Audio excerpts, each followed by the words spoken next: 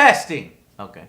And welcome to the spoilerific spoiler section of the spoiler of the Ant-Man movie, which we will spoil now for you. Wasp!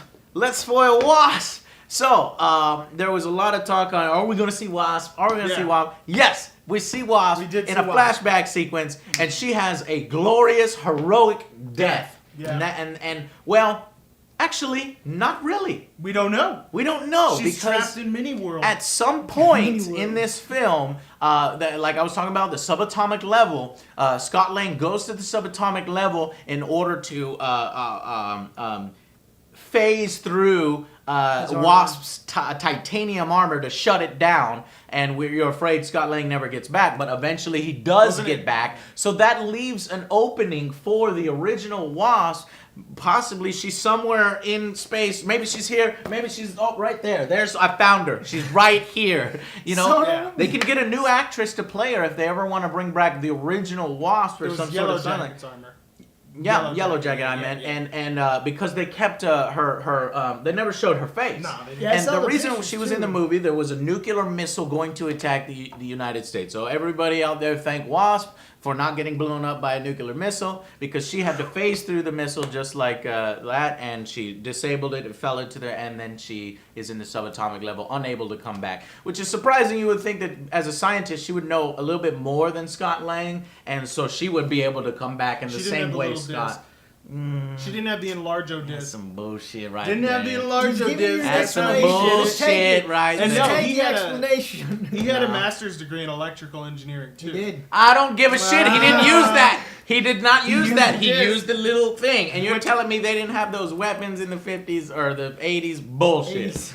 It was 89. Anyways, so she is in the film there, and towards the end, one of the best reveals, which was like, that's how you end a movie, and I'm excited for the sequel, is Hank Pym's daughter, who they had built up that she was a better ant controller, she was a better fighter, and she pretty much taught Scott Lang all he knew, and the only reason why she was an Ant-Man was because Douglas's character decided, I've already lost my wife, I'm not going to lose my daughter. And that made total sense, and I bought it. But after the whole thing came together and she helped so much, he was like, here's something that me and my wife has been working on, and I realized that we weren't working it on for her, we were working on it for you. And it is a new Wasp costume, and I was like, oh shit. And that's cool because we really haven't had a good duo movie. No, we haven't. It's been Hulk is kind of on his own, and then Iron Man's on his own. Well, Pepper was in one of those, but it was one of the sequels. It wasn't like a dynamic. But it wasn't like they're both superpowered, they're both at equals, and dynamic duo. So if we ever see an Ant-Man 2, this is the perfect opportunity for Ant-Man and Wasp. Boom, it's gonna be awesome. Yeah, it is. Scott Lang and Hank Pym's daughter, who we really need to find out her name if you look up on IMDb. So that was one spoiler. Another spoiler, I was disappointed. I mentioned Anthony, right? They never fucking resolved Anthony. Anthony's dead. They fucking killed Anthony. They killed Anthony. And it was just like, oh man, and I didn't really believe it. It was like, oh, you're gonna pay for that. And they never had like a funeral for Anthony. Yeah, no, I know. The actress is Evangeline Lilly. Yeah. Oh, Hope Pym. Yeah, Hope Pym. That's right. So, but I felt like it would have been respectful and cool for them to have some sort of funeral, an ant funeral or something. I had a funeral for Brostorm. You did? It was amazing. Brostorm is a video game character. Every time Joe gets a sidekick, it dies, and his name is Brostorm. Brostorm 1, Brostorm 2, we're up to like Brostorm 4. 3. We're up to like Brostorm 4 at this point. So, but at least everything you love dies. Everything you love dies. So Anthony dies in the film, and I was like, what the fuck? I thought maybe they'd come back. And he dies in the most stupid, fucked up, exploitative way. And I wanted to say this as another, not flaw of the film, but not that great of a part of the film.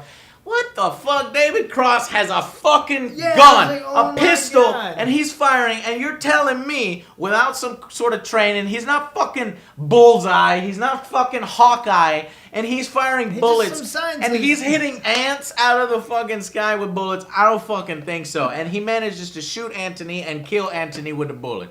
I was thinking that because the bullet is so big and at that level, Scott Lang is able to fall huge distances and not get hurt, that the bullet would have knocked Anthony out, and Anthony would have came on with little bandages and shit, and he's just got one wing now, and he's like, hey, guys, I'm back, and they give Anthony a robotic wing. But they never fucking did that. That better be in a fucking deleted scene. He's dead. I want Anthony back. How you taking Anthony away? He's gotta live with it. No! He's dead. No, he's not coming back. I want Anthony back. They better in the sequel show, what is he gonna ride? Anthony better come back. That's some fucked up shit, He's Marvel. gonna ride a bumblebee. That's some fucked up shit. And all them sheep you killed, and that one dude in the toilet you killed. Nah. So Anthony, man. All right, what else? Nobody else mattered except Anthony. That's right. So another stupid thing that would have contributed to my score, and I wish they would have, well, not so much to the score, but I wish they would have mentioned it, is you're telling me there's a multi-million-dollar, potentially billion-dollar corporation that's about to make trillions of dollars, and they don't have no backups. They got one building with everything in there, with all the backups in one building, not multiple locations, not a file back at his house, you know, and they blow it all up, and then the explosion, and then it fucking evaporates. So no more Yellow Jacket? No, it makes sense logically, because in the Marvel Universe, shit's always getting stolen from off-site servers. And, like, that was the whole foundation of Hydra for a while. They stole shit from S.H.I.E.L.D. and vice versa. So maybe logically they were like, we want a hard copy in only one place so other people can't steal it. This motherfucker, right? You have questions, he's answering. This motherfucker, right? He's answering. All right, And all right. Hydra was in the video, or in the movie, so it makes sense. It was. And one of the guys, I don't know if all. you Easter egg here, one of the guys had a 10 rings tattoo, which is the original Mandarin. Now, Mandarin was sort of a fake Mandarin, an actor, but they did in a one-off called All Hail the King. They made mention that there was a real Mandarin just hiding in the shadows and stuff, possibly working with Hydra. So yeah, that was a little Easter egg there. There was also another Easter egg towards the end of the film where a reporter, Falcon goes to a reporter and says, I'm looking for a guy. And she goes, well, what guy? We got a guy who jumps, a guy who swings, and a guy who climbs walls. And I was like, wait a minute, okay, so who is this? So Daredevil could be the guy who jumps. The guy who swings? That's Spidey. That's maybe Black Panther? Does Black Panther swing? I don't know. No, I don't think so. Iron Man swings. You know what I'm saying? Iron Man swings. Maybe the Iron Man. Maybe the first one is Hulk who jumps. Or no, it's Daredevil or Hulk. And then the guy who web crawls, that's Spidey. Yep. But it was a confusing line because it all seems like it pertains to Spidey, but they're making it seem like three different people. So maybe Spidey is just using different prototype costumes, and they get confused like that. But I think it would have been more effective line if they had done mentions of all the other guys, right? Yeah. If they had mentioned Daredevil, Black Panther, and Punisher, and Spider-Man. That would have been awesome. But okay, Joe, let's talk about the fight scene that we didn't really get in depth with the Avengers facility. So tell them a little bit about the Avengers fight. Who does he fight? He actually fights Falcon. Yeah. Bam, spoiler.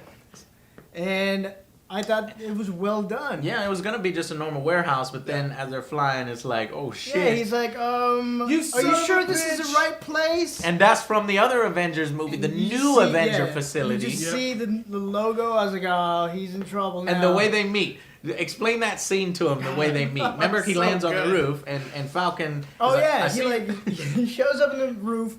He's like, all right, don't worry. He doesn't see me. I see you. I see you because, Falcon's got them glasses, and it's basically... He texts him, and he and so he unshrinks or whatnot. He's like, hi, my name is Scott. I was like, so you reveal yourself. And they were like, did he just say my name is Scott? I was like, well, there goes... There goes the secret identity. Yeah, I thought it was cool because it fit the Scott Lang character where he was like...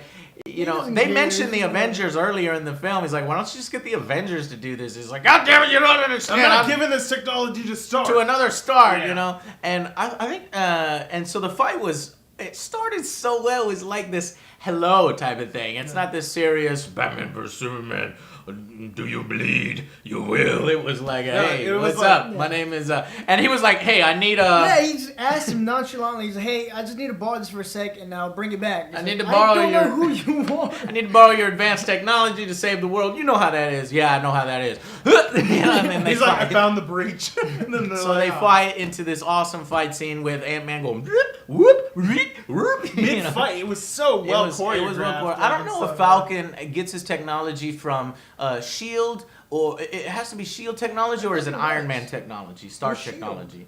Was it Shield technology? I think so. Pretty sure. Rather than Iron Man. Anyway, so eventually how he beats Falcon is the Falcon is, he goes super small, goes inside his robotic suit and starts ripping his shit up, which I was like, I'm damn, sorry. man, Ant-Man could fuck up Iron Man too if he wanted. So if he loses and he was like, ain't nobody tell Captain about this. He's like, he lost to Ant-Man. He's got to explain this. I love the tie-in, and I love that even when when Penn was talking about Tony Stark, he's like, he's got the Iron Man suit. It's a cute little toy compared to what I have. Yeah, and he was yeah. like, we can't give him this. Well, type it's of power. cool. Yeah, that's true. Yeah. And it would be awesome to see a dynamic of Tony talking with the older Hank Pym. Yeah. Because these are two genius level intellects. And it's like, your shit is toys, son. I can go on the subatomic level. And he's like, I never thought of the subatomic level. Oh, I'm at the subatomic level, kind I'm of at thing. it now. Yeah. So that was really cool. What else was in the film that we can spoil? Okay, so best joke. Best joke of the film was definitely there was cops surrounding the house because Yellow Jacket decides, fucking, I know who Scott Pym is. I knew their plan the whole time to steal it. And so he goes to fuck with Scott Pym's daughter, captures his daughter. Police surround the house. And so the plucky supporting cast wants to help out. Michael Piena, I don't know his character's name, the Russian dude, and T.I. shows up. Yeah. And they're like, let's go, we gotta help him. And they roll up, and then all the cops... turn around and look at him, and these were the same fools that were, suspects at the Stealing the difference, cop car, stealing yeah. the cop car. So they were like, backing up, We're just bagging up, we're just bagging up, bag it on bagging up, bag it on up, Yep, that whole. bagging it up, Bagging and they it did up. not cut. It was just bagging for a full 15 seconds, and that was hilarious. It was awesome. I also, I thought the other really, I'd say on par with that was when they were fighting, and he threw the toy train at him, and he threw the enlarger disc, and the train, Thomas the Tank Engine, just pops out of the side of the house and crushes a cop car. Yeah, that's some funny ass shit. Big old Thomas the Train Engine, and it does its eyes, like, and while it's smashed on the ground. The tank part was They good, enlarge too. in an ant, and this ant is now the pet of Scott Lang's family. So there's a huge ass ant walking around. creepy. So really cool. Very creepy. Very, very creepy. That's a weird looking dog. Just reminds me of Anthony, man. Anthony's Anthony's He's coming okay. back in Some part fucked 2. up okay. bullshit. Part 2. He It's better. been confirmed. They better. There was no body. There's nobody found. They just said, fuck Anthony. There was only a wing. That's some fucked up shit. All right, and then finally, let's talk about the post-credit scenes. So there were two. One towards the end of the credits, and then you had to wait for a second set of credits, and you get one at the very end. So the first one was the Wasp Reveal. Yep. And we already talked about that. That's awesome. Looking forward to Ant-Man 2, and I hope both... so Ant-Man 2 is phase 2, right? Or phase 3. So Ant-Man is phase 3. Yep. So that means that Scott Lang and Hank Pym's daughter as Wasp and Ant-Man will probably be in the Thanos battle. Yeah, some and way. there was that callback where, if you remember in the Avengers, when you're prompted for the Avengers, Fury was like, yes. And he even said, what did he say? And the supporting guy was like, he said yes, which was a tie into, oh shit, that guy's going to be in the Avengers. In the next video, at the very end, when he's like, tell me the story, and he's like, keep it simple. And he's like, we're looking for this guy, and I know that guy. And then he was like, well, what did he say? Oh, yeah, and he's so- like, yes. So And it was like, Michael has yeah. these funny stories where he's like, all right, so I know a dude, Cuca told Lucy, and Lucy told Pepe, and Pepe told Carlos, and Carlos told me, baby. That kind of thing, and so, but it was funny because he would use his mannerisms and the way he talks, and the characters would talk like, his character. Stan Lee, the bartender. And Stanley has a cameo, funny cameo. But okay, so that was those Yeah. scenes, and then there was one at the very, very end where it ties into possibly this Civil War. Maybe not, because Ant-Man's in the Civil War too, but it's more Captain America's personal story than it is the next Captain America film with Civil War. But they might find a way to jam it in there. Bucky Barnes returns. And the Falcon finds him, and he's like, "What are we gonna do about this, Captain?" Captain says, "What are we gonna do about this?" And Falcon says, "I know a guy." And I don't know if he was referring to Ant-Man. So I was like, Ant-Man? How the fuck does Ant-Man relate to Bucky? That doesn't make any sense. Is he referring to Spider-Man? Because then later on they show him talking to the reporter, and so I need a guy, and the guy that's web crawls queen. I don't know. So I don't know how that. There were rumors, a lot of people thinking that Bucky is going to take over for Captain America because Chris Evans is tired of playing Captain America. I hope that's not true. And I know Chris Evans has said that he's tired, but hopefully somebody convinces him with a bag of money or something, or trucks of money, because he's the perfect Captain America to me. He is Captain America, and I want to see him. And so probably what's going to end up happening is, if they get rid of him and they have Bucky take over as Captain, Cap is going to die against Thanos, and then Bucky's going to temporarily take up the mantle and fight Thanos, and they'll win that battle, and then maybe later on they'll make the wish that they all come back or something, and then you'll see Chris Evans is just a normal civilian walking, having a good life or something. That's the way to end it, and that's super spoilers, because I believe that's exactly how they're going to do it. Because they wouldn't be putting so much emphasis. They put emphasis on Bucky at the end of this movie. They put emphasis on Bucky at the end of one of the other movies. So they're definitely doing something big with Bucky. So yeah, that's about it. Anything else? No. Okay. If we forgot anything really awesome that you want to talk about it in the spoilers with people in the comments section. And we will see you guys on the next Angry Joe Show. Go see Ant-Man. Yeah, do it. Beat you up, OJ.